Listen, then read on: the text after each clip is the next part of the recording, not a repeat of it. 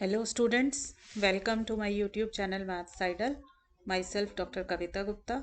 बच्चों, मैं अपने इस चैनल पे कॉलेज लेवल का मैथमेटिक्स पढ़ाती हूँ। ये मेरी प्रोबेबिलिटी एंड स्टैटिस्टिक्स की सीरीज़ चल रही है, जिसका चैप्टर है ये प्रोबेबिलिटी डिस्ट्रीब्यूशन। इसमें मैं आपको यूनिफॉर्म डिस्ट्रीब्यूशन पढ़ा चुकी हूँ। अब मैं आपको सिखा रही हूँ बर्नौलीज डिस्ट्रीब्यूशन। क्या होता है बर्नौलीज डिस्ट्रीब्यूशन और इसकी डिफरेंट प्रॉपर्टीज़ हम आज के लेक्चर में देखेंगे। तो चलो बच्चों, स्टार्ट करते हैं। देखो बेटा, बर्नौलीज डिस्ट्रीब्यूशन एक तो याद रखना है कि डिस्क्रीट डिस्ट्रीब्यूशन है। जैसे नॉर्मल डिस्ट्रीब्यूशन मैंने आपको बताया कॉन्टिन्यूस है, ऐसे ही बर्नौली जो है डिस्क्रीट डिस्ट्रीब्यूशन है। डिस्क्रीट और कॉन्टिन्यूस में क्या डिफरेंस है वो मैं रैंडम वेरिएबल्स का जब चैप्टर कराया आपको तब सारा मीनिंग बता दिया। मैं थोड़ा सा रिकॉल फिर से करा देती हूँ।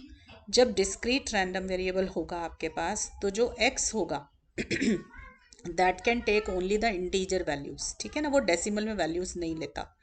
और जब आपका कॉन्टिन्यूस रैंडम वेरिएबल होता है तो एक्स जो है डेसिमल्स में भी वैल्यू ले लेता है। जैसे marks of the student, weight of the student, वो डेसिमल में हो सकते हैं, तो वो कॉन्टिन्यूस रैंडम वेरिएबल्स हैं।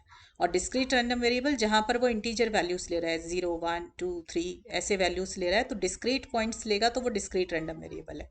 तो आपको याद रखना है कि सबसे पहले तो बर्नौलीज डिस्ट्रीब्यूशन जो है वो एक डिस्क्रीट रैंडम वेरिएबल है आपके पास, and it is set to follow a Bernoulli's distribution if its PDF. PDF क्या है? प्रोबेबिलिटी डिस्ट्रीब्यूशन फंक्शन या फिर प्रोबेबिलिटी डेंसिटी फंक्शन, मतलब प्रोबेबिलिटी।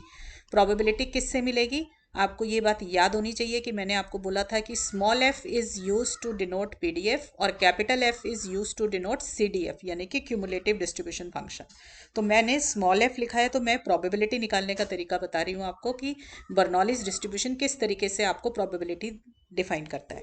तो प्रोबेबिलिटी डिस्ट्रीब्यूशन कैसे मिलेगा बर्नौलीज का? It is equal to p if x equal to 1 and x equal to 0 होगा आपके पास, तो 1 माइनस पी।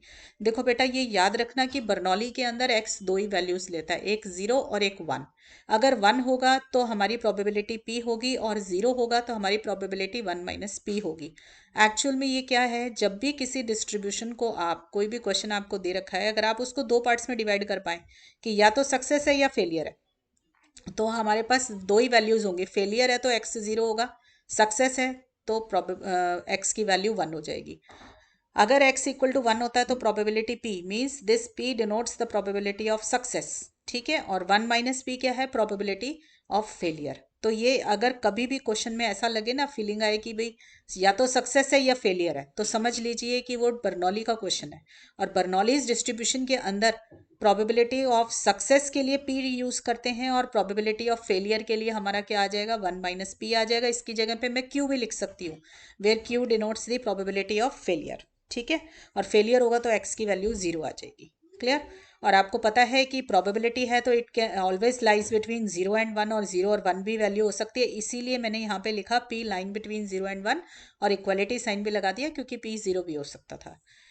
ठीक है बच्चों, ऐसे ही है आपके पास एक वर्ड बर्नौलीज ट्रायल्स, ठीक है। If the outcomes of the trial or any experiment can be classified into two classes. ये मैंने आपको बता दिया कि जो भी हमारी आउटकम्स आ रही हैं एक्सपेरिमेंट की, वो सिर्फ दो पार्ट्स में डिवाइड हो जाए, सक्सेस और फेलियर, ठीक है। And if the trials are independent and the probability of success और failure is constant at each trial. आप जितनी बारी भी वो एक्सपेरिमेंट परफॉर्म करेंगे, हर बारी प्रोबेबिलिटी ऑफ सक्सेस और फेलियर अगर कांस्टेंट रह जाती है, then those trials are called Bernoulli's trials. For example आप लीजिए टॉसिंग ऑफ अ कॉइन। जब भी आप कॉइन को टॉस करोगे तो या तो हेड आएगा या टेल आएगा आपके पास, ठीक है। अगर मान लीजिए मैंने अपना इवेंट मान लिया getting a head is a success, तो x इक्वल टू 1 हो जाएगा जब हेड आएगा, और x इक्वल टू 0 हो जाएगा जब टेल आएगा मेरे पास, ठीक है बच्चों। तो ये हो गए मेरे बर्नौलीज ट्रायल्स या बर्नौलीज डिस्ट्रीब्यूशन, आप किसको बोलते हैं। अब देखो बेटा, हमें हर एक डिस्ट्रीब्यूशन का मीन निकालना आना चाहिए, उसके मोमेंट्स निकालने आने चाहिए, वेरिएंस निकालना आना चाहिए। सारे हमने जो मोमेंट्स सीखे थे वो हमें आने चाहिए। तो देखो बेटा, मेरे को निकालना है म्यू 1 डैश। म्यू 1 डैश हमें क्या बताता है? एक्सपेक्टेड वैल्यू ऑफ एक्स, ठीक है। आप इसको v1 से भी डिनोट कर सकते हैं। तो म्यू 1 डैश हो गया मेरा e की पावर x। अब आप देखो आपका डिस्ट्रीब्यूशन कैसे बन गया। x जो है दो ही वैल्यू ले रहा है, 0 और 1, और इनकी प्रोबेबिलिटी क्या आ रही है? x इक्वल टू 0 है तो प्रोबेबिलिटी है 1 माइनस पी, और x इक्वल टू 1 है तो प्रोबेबिलिटी है p। तो मैंने इसकी टेबल बना ली, ठीक है। अब एक्सपेक्टेड x का फॉर्मूला सब बच्चों को पता है कि क्या होता है? x को px से मल्टीप्लाई करो, यही फॉर्मूला होता है। तो देखो मैंने क्या किया, 0 को 1 माइनस पी से मल्टीप्लाई किया प्लस 1 इंटू पी। हमने, आपको याद होना चाहिए एक्सपेक्टेड एक्स का फॉर्मूला क्या होता है, एक्स इंटू प्रोबेबिलिटी। ठीक है, मैं लिख भी देती हूँ यहाँ पे, एक्सपेक्टेड एक्स का फॉर्मूला हो गया summation x into P x, कि जिस एक्स को ले रहे हो उसी की प्रोबेबिलिटी से उसको मल्टीप्लाई कर दो और उनका एडिशंस कर दो। तो ये बेटा मेरे पास क्या निकल कर आ गई, म्यू वन ई एक्स। ठीक है, mu one dash E X आ गया, that is equal to P. अब ऐसे ही म्यू टू डैश क्या हो जाएगा बेटा मेरा, ई एक्स स्क्वायर। ठीक है, ई एक्स स्क्वायर है तो आप क्या करोगे, देखो फॉर्मूला क्या बन जाएगा, एक्स स्क्वायर लो और उसको प्रोबेबिलिटी से मल्टीप्लाई कर दो, यही करना है। तो देखो मेरा एक्स यहाँ पे क्या है 0, तो एक्स स्क्वायर क्या हो जाएगा 0 का स्क्वायर, और उसको उसकी प्रोबेबिलिटी से मल्टीप्लाई करोगे तो यानी कि 1 माइनस पी से मल्टीप्लाई कर दिया। फिर प्लस, अब दूसरा एक्स स्क्वायर लो, एक्स क्या है 1, तो 1 का स्क्वायर हो गया, उसको उसकी प्रोबेबिलिटी से मल्टीप्लाई कर दिया। तो मेरे पास ये क्या आ जाएगा, पी आ जाएगा। ठीक है, तो मेरे पास ई एक्स स्क्वायर भी पी आ गया। ऐसे ही निकालो बेटा mu three dash, mu three dash क्या हो जाएगा, ई एक्स क्यूब। ई एक्स क्यूब क्या होगा बेटा, अब ई के साथ जो कुछ भी लिखा है, मैं बच्चों को याद कराती हूँ, ई के साथ जो कुछ भी लिखा है यहाँ पर वो यहाँ आ जाता है समेशन साइन के अंदर। अगर आपका ई एक्स क्यूब लिखा है तो एक्स क्यूब जो होगा समेशन साइन के अंदर आ जाएगा। ठीक है, और साथ में प्रोबेबिलिटी मल्टीप्लाई, राइट, ई के साथ जो कुछ भी लिखा हुआ है। क्लियर, तो चलिए अब ये निकालते हैं ई एक्स क्यूब। अब क्या करोगे, एक्स का क्यूब करोगे, तो पहले एक्स क्या है 0 और फिर एक एक्स क्या है मेरा 1, तो दोनों एक्स का क्यूब कर दिया। अब इसको इसकी प्रोबेबिलिटी से मल्टीप्लाई कर दो 0 को, और 1 को 1 वाली प्रोबेबिलिटी से मल्टीप्लाई कर दो। ठीक है, तो मेरे पास क्या आ जाएगा, फिर से ये पी आ जाएगा। तो मेरा म्यू थ्री डैश भी निकल आया। अब निकालते हैं mu four dash. Mu four dash क्या होगा, ई की पावर एक्स फोर। ठीक है, मैंने क्या बताया, ई के साथ जो कुछ भी लिखा है वो अंदर आ जाएगा। तो मेरा एक्स फोर लिखा है तो समेशन साइन के अंदर एक्स फोर आ जाएगा, साथ में उसकी प्रोबेबिलिटी उसके साथ मल्टीप्लाई हो जाएगी। तो ये किसके बराबर हो जाएगा बेटा, देखो अब मेरे x की दो ही वैल्यूज हैं, एक 0 और एक 1, दोनों का 4 पावर रेस करनी है तो मैंने दोनों की पावर 4 रेस कर दी। प्रोबेबिलिटी से मल्टीप्लाई करना है तो मैंने इसको प्रोबेबिलिटी से मल्टीप्लाई कर दिया। तो मेरे पास क्या आ जाएगा, म्यू फोर डैश पी आ जाएगा। ठीक है बच्चों, अब मुझे क्या निकालने हैं, सेंट्रल मोमेंट्स निकालने हैं। देखो ये तो मेरे वो निकल आए ना, अबाउट 0 निकल आए हैं, तो मुझे अब निकालना है सेंट्रल मोमेंट्स। ठीक है, तो सेंट्रल मोमेंट्स क्या होते हैं, मोमेंट्स अबाउट मीन। बच्चों मैंने मोमेंट्स के पूरा चैप्टर के अंदर आपको ये सारे फॉर्मूले करा रखे हैं। ठीक है, तो moments about actual mean X X bar आप निकाल रहे हो। ठीक, तो हमारा मोमेंट्स अबाउट मीन क्या होंगे, देखो म्यू वन तो हमेशा ही 0 होता है, दिस इज ऑलवेज 0। ठीक है, अब म्यू टू निकालना है। म्यू टू क्या होता है formula, mu two dash minus mu one dash square. ठीक है, म्यू टू मुझे क्या बताता है, वेरियंस। मालूम होनी चाहिए बच्चों ये सारी बातें। मैंने स्क्यूनेस बेस्ड ऑन मोमेंट्स का जो लेक्चर है उसमें ये सब कुछ समझा रखा है आपको। मैं लेक्चर को जो है डिस्क्रिप्शन बॉक्स में लिंक भी डाल दूंगी उसका, अगर आप भूल गए हो तो वहाँ से रिवाइज कर सकते हो। तो देखो बेटा म्यू टू डैश मेरा क्या आया, पी। म्यू वन डैश क्या था, वो भी पी था, तो पी माइनस पी स्क्वायर आ गया। ठीक है, तो फॉर्मूले में पी कॉमन निकाल लिया।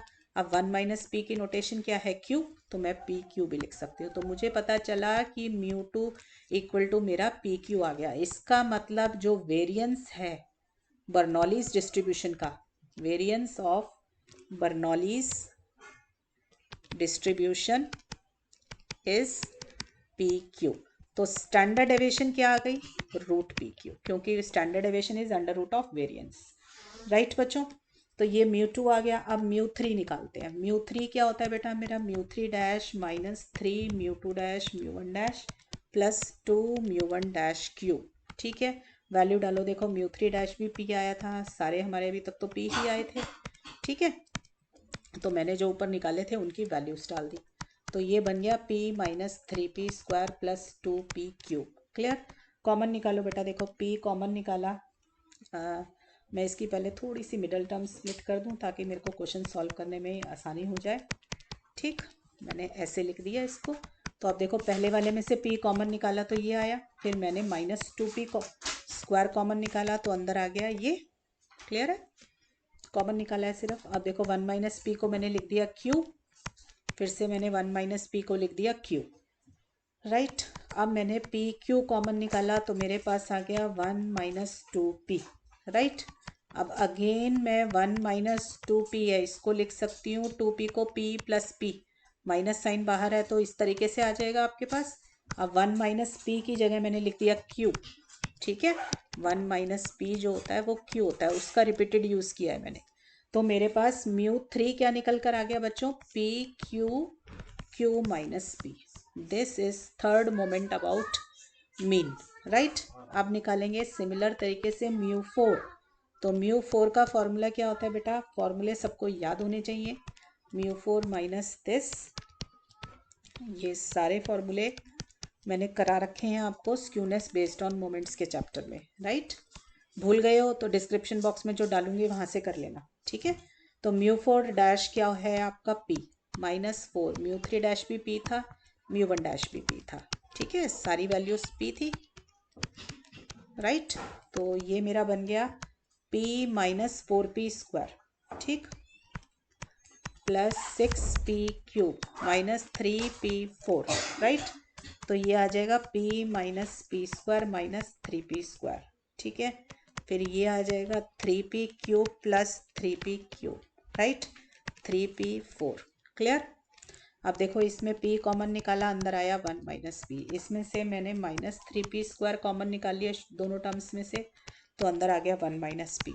मैं हर बार 1 माइनस पी के टर्म लाने की कोशिश कर रही हूँ ताकि मैं उसको क्यू लिख सकूँ, ठीक है। तो मेरा answer P Q minus 3p square Q plus 3p cube Q आ गया। अब फिर से इसमें से बेटा पी क्यू कॉमन निकाल लो, ठीक है। तो ये आ जाएगा मेरे पास। अब फिर से मैं चाहती हूँ मेरा आंसर सारा पी क्यू की फॉर्म में रहे, राइट। तो मैंने 1 माइनस 3p कॉमन निकाला, तो ये फिर से मेरा 1 माइनस पी आ गया ब्रैकेट में, राइट। तो this is equal to 1 minus 3p q, clear. तो बेटा ये निकल आया मेरा मोमेंट्स चारों के चारों। अब ये चारों मोमेंट्स किस काम आते हैं, हमारे स्क्यूनेस और कर्टोसिस मेजर करने के काम आते हैं ना। तो उसके लिए हमें β1 β2 γ1 γ2 चाहिए होते हैं, ये स्क्यूनेस मेजर करने के काम आते हैं। कैसे याद कराया β1 का फॉर्मूला, मैंने कहा β1 होता है म्यू बाई म्यू, लिखो, फिर यहाँ 1 है तो पहले सब्सक्रिप्ट लिखो 2, फिर लिखो 3, 1 2 3। अगर 2 है तो पावर 3 और 3 है तो पावर 2, ऐसे ही याद करा रखा है सबको। तो β1 लिख लिया, ठीक है। अब μ3 स्क्वायर चाहिए। μ3 देखो मेरा क्या निकला था यहाँ पे, ये रहा मेरा μ3, P Q Q minus P, ठीक है। तो P Q Q minus P, right. इसका स्क्वायर चाहिए अपॉन, ये मेरा क्या निकला है बच्चों, μ4, ठीक है। μ4 की वैल्यू यहाँ से डलेगी और मुझे चाहिए μ2। μ2 मेरा कहाँ पे आया है, this is my μ2, μ2 is this P Q, ठीक है। μ2 क्या है मेरा, पी क्यू।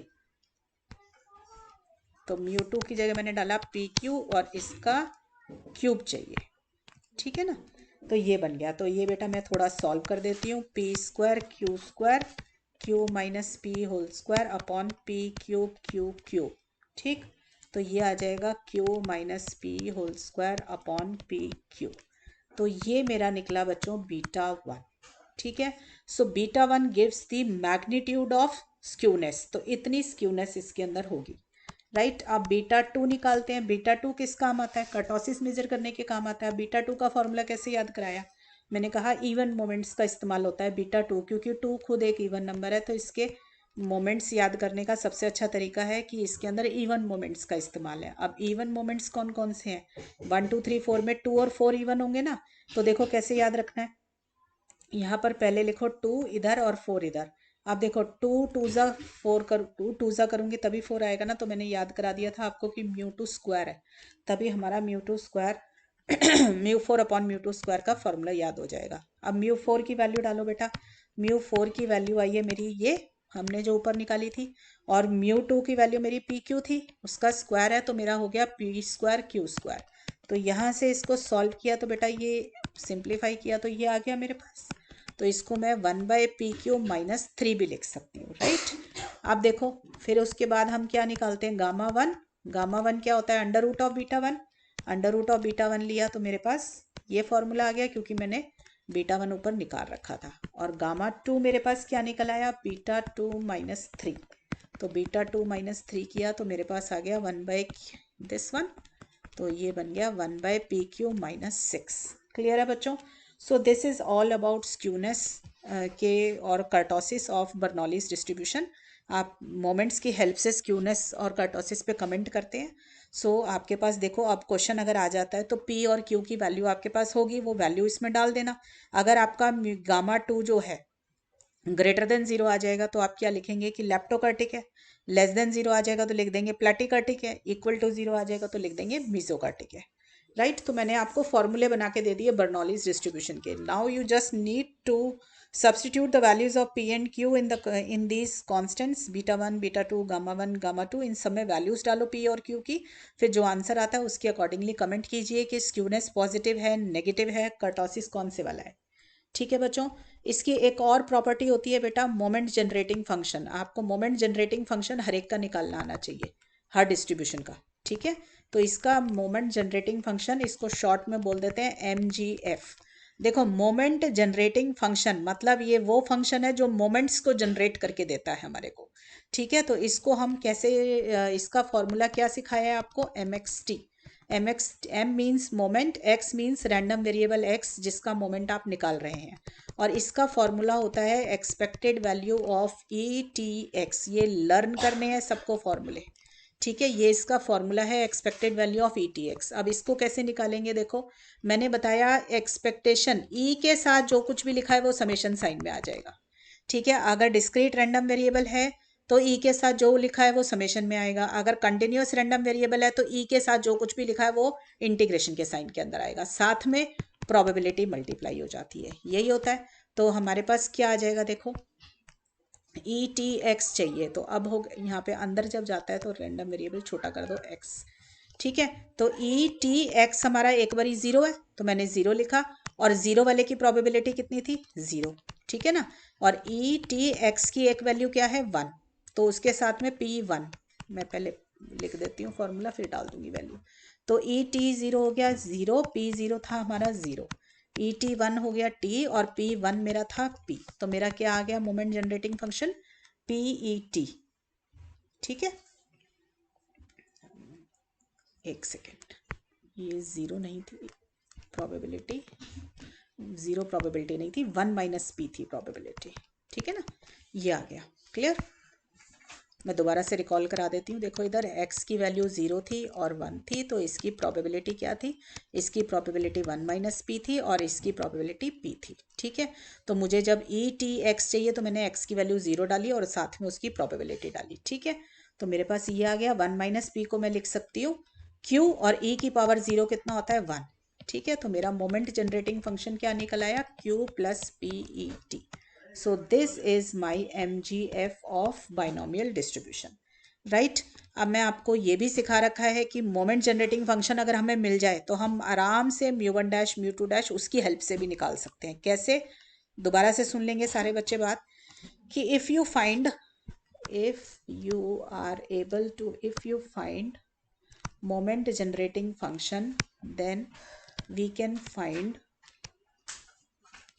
म्यू1 डैश म्यू2 डैश म्यू3 डैश म्यू4 डैश, और भी कोई आगे के rth मोमेंट तक निकालने हो, easily from the moment generating function by differentiating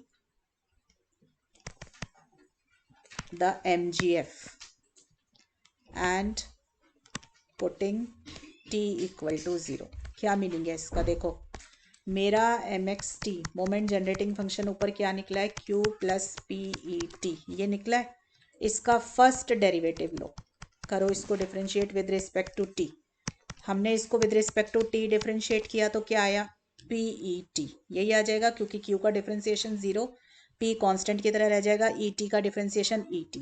इसको निकाल दीजिए एट t इक्वल टू 0, तो क्या आ जाएगा, e की पावर 0 दैट इज p। ये होगा मेरा म्यू1 डैश। अगर आपको म्यू2 डैश निकालना है तो एक बारी और डिफरेंशिएट करो, देखो ये 1 है ना, differentiating 1 with respect to t, तो क्या आ जाएगा, del square MXT upon del t square. क्या आएगा, देखो PET को डिफरेंशिएट करोगे with respect to t again, तो PET फिर से आ जाएगा, फिर से इसके अंदर at t equal to 0 value निकालो, तो मेरे पास क्या आ जाएगा, del square MXT upon del t square at t equal to 0। क्या आया, t को 0 डाल के, PE0 which is equal to P। अब 2 बार डिफ्रेंशिएट किया है ना, तो this is equal to second moment about 0। ठीक है, तो ये सेकेंड मोमेंट निकल गया μ2 डैश। ऐसे ही बेटा अगर आपको μ3 डैश निकालना है तो क्या करोगे, थर्ड डिफ्रेंसिएशन निकालोगे। जैसे μ3 डैश क्या हो जाएगा, del cube mxt upon del t cube. ठीक है, एट t इक्वल टू 0। ऐसे ही बेटा μ4 डैश निकालना है तो वो क्या होगा, इसका फोर्थ डेरिवेटिव होगा mxt का। ठीक है, तो this is also one of the way of finding the four moments about origin. ठीक है, तो आपको rth मोमेंट निकालना है तो r, इसी को जनरलाइज कर लो। अगर आपको rth मोमेंट निकालना है तो आप क्या कर सकते हो, r टाइम्स डिफरेंशिएट कर दो मोमेंट जनरेटिंग फंक्शन को। ठीक है, और t को 0 डाल दो। So this is another way of finding the moments about origin using moment generating function, या फिर जैसे मैंने ऊपर डेफिनेशन से निकलवाया था आप उससे भी निकाल सकते हैं। ठीक है, you should be aware of both the ways कि किस तरीके से हम मोमेंट जनरेटिंग फंक्शन से मोमेंट्स निकालते हैं और किस तरीके से हम बाय डेफिनेशन एक्सपेक्टेशन का इस्तेमाल करके निकाल लेते हैं। तो बच्चों this is all about Bernoulli's distribution.